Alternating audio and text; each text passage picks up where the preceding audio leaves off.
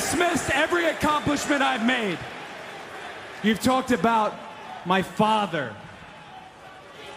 Well, you call me an entitled millennial, I call you a carny succubus, because the dirty secret about you, the dirty secret is you need this generation more than it needs you. What up, y'all? It's KMB, the Sexy Ninja, and the place to be for a Paper Saber universe, and this is the New World Podcast. Brother, we're talking about Collision, April 17th, 2025, Tony, Nigel, and commentary. We're still in Boston at the MGM Music Hall. I love this place. Like I said, smaller arenas make AEW just feel so special. It's like those smaller areas. Arenas is a big term, but still, I love the setting. I love the places they find. I don't care because I just, I want the best. And I love these places so much, and I just feel like it adds to the environment of AEW itself. We started off with the Marina attacking somebody, then the Mox cult comes, and John Moxley, blah, blah, blah, blah, blah, blah, blah. I'm John Moxley, and then he he doesn't attack anybody. He starts going at Samoa Joe, and he challenges Samoa Joe for the AEW championship, from what I gathered. So Mox and Joe are going to fight each other, and I was just like, okay, I'm all for that, because the Ops took the Trios championships, and the whole Mox cult was all pissed. But I'm still happy about it. It's awesome, man. It's so freaking awesome!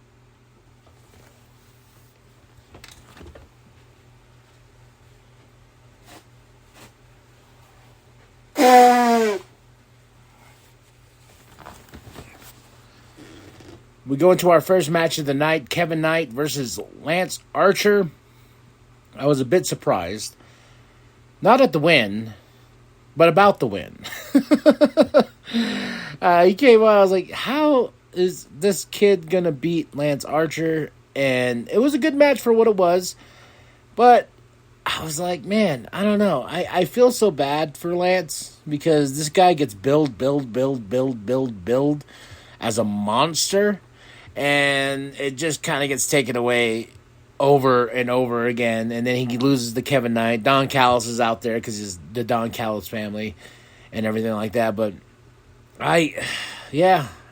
we keep building him. It's like Braun Strowman. They show how, this isn't just an AEW problem. It's just an everything problem. It's like they just build these guys to be such monsters, and no one can beat them. And then you just put them in matches where they get beat constantly, and it's kind of yeah. It was funny, is like when I was watching this, the wife was watching too, and she was like, you don't like him? I was like, no, it's not the fact that I don't like him. I don't like the fact that he keeps getting built to be this devastating force, and then he just gets beat over and over again.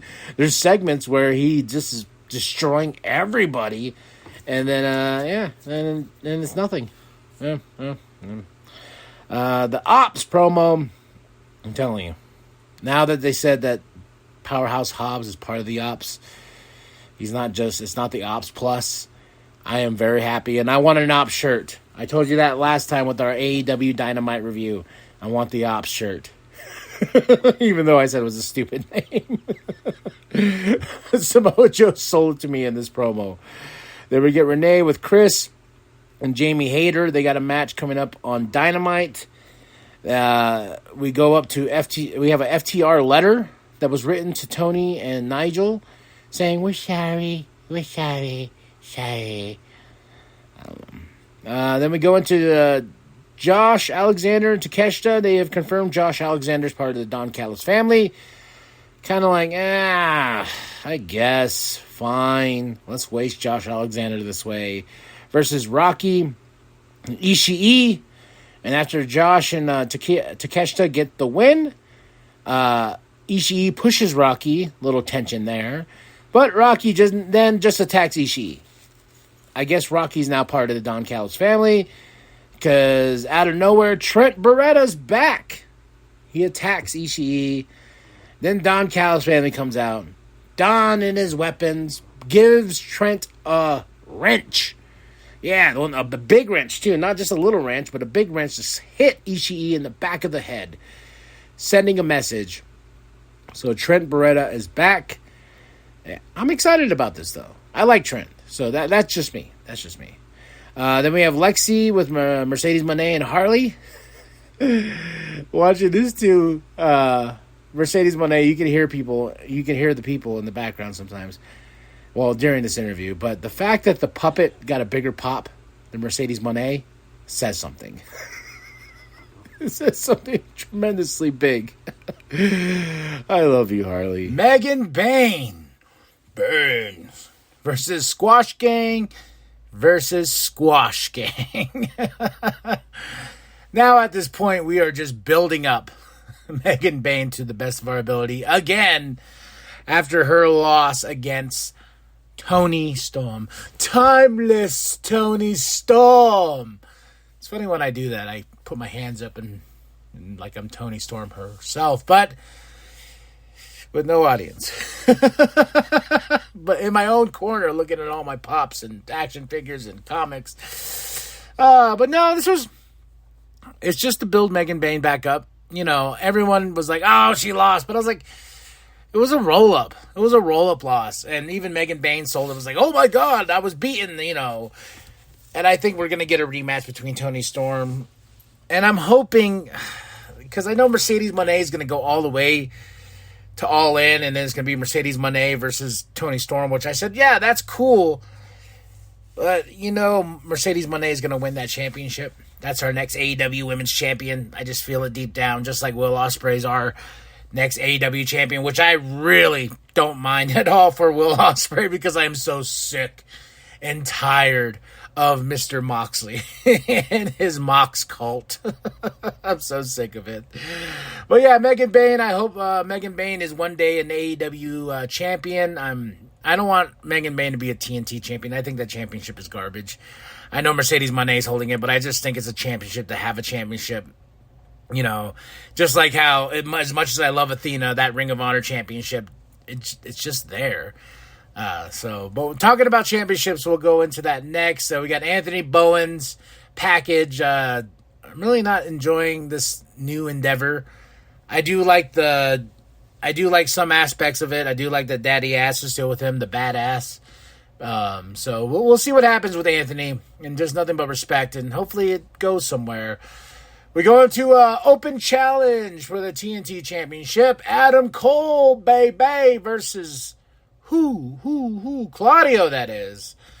This was funny.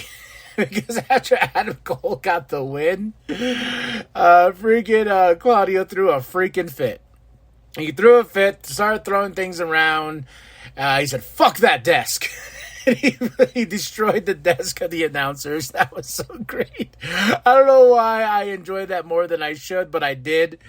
It was just funny to me. Like, it really was. Because he literally was like, fuck that desk, and just dusted everything. Oh, man. I was like, oh, poor Claudio.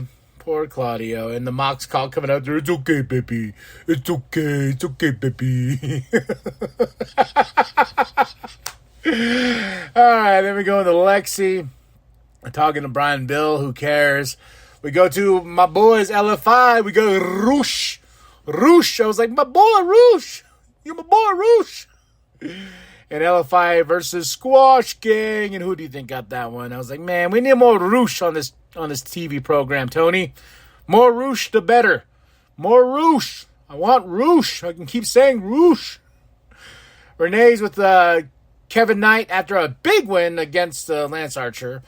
And then we go then he's with Speedball, and then we get Ricochet, Mr. Bald, and I like Kevin Knight's approach to dissing Ricochet. He's like, yeah, you cannot do this, and he flicks his hair. And I was like, and that's the best insult we're going to give this guy, I guess. I don't know why I found it so hilarious. Like, that was Kevin Knight's thing. He just flipped his hair. He's like, got you, bitch. Look I got hair. You're bald. Oh, man, but we're going to see a match between those two, and I'm very excited about that. Commanders putting up that Ring of Honor TV championship. Another thing about championships is this exactly. You know, it's just like, okay, that's cool. If he wants to put up that TV title, you know, whatever, and it's just a championship that doesn't really mean anything. But I am happy that Nick Wayne won that championship, just because I was like, okay, 19 years old, got some gold around his waist. Why not? But no, this was my match of the night. Nick Wayne should not be slept on. Nick Wayne is a very awesome, talented dude. Commander as well. And these two went to battle over this championship, and I'm glad, like I said, I just really enjoyed it. It was a back and forth battle. My match of the night, I was on the edge the whole time. I was like, oh yeah, because that's what we come here for AEW. But Commander versus Nick Wayne was awesome, and Nick Wayne, congratulations for being our new Ring of Honor TV champion. Hologram package. Hologram. When they showed the hologram package, I was like, oh yeah, you were a thing. He's back next week. Then we get Top Flight. Leo in action. How long? Lord, how long can we go along with this anymore? I'm tired of it. I'm so tired of this rivalry because I just don't care. I just don't care. It's just like how this thing has been dragging on forever, it seems like. And it's just...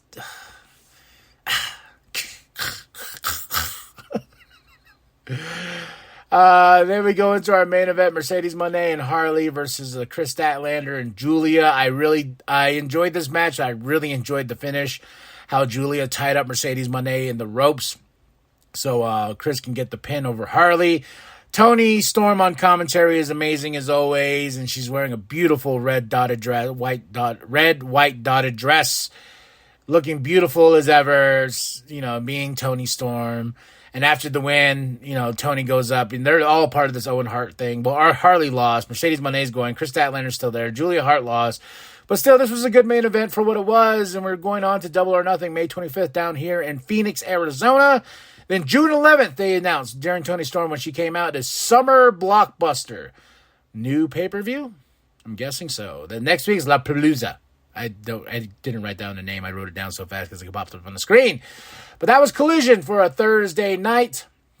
April 17th, 2025. Tony Nigel on commentary in Boston at the MGM Music Hall. I love that place. Like it just feels like a wrestling venue, especially for indie wrestling and everything like that. Just so personal and all that good stuff. But that's it. That's all. That is Collision. Tell me what you thought of the show. My match of the night was Commander versus Nick Wayne for the Ring of Honor Television Championship.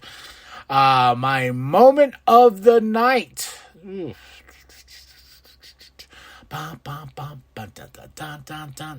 wrench.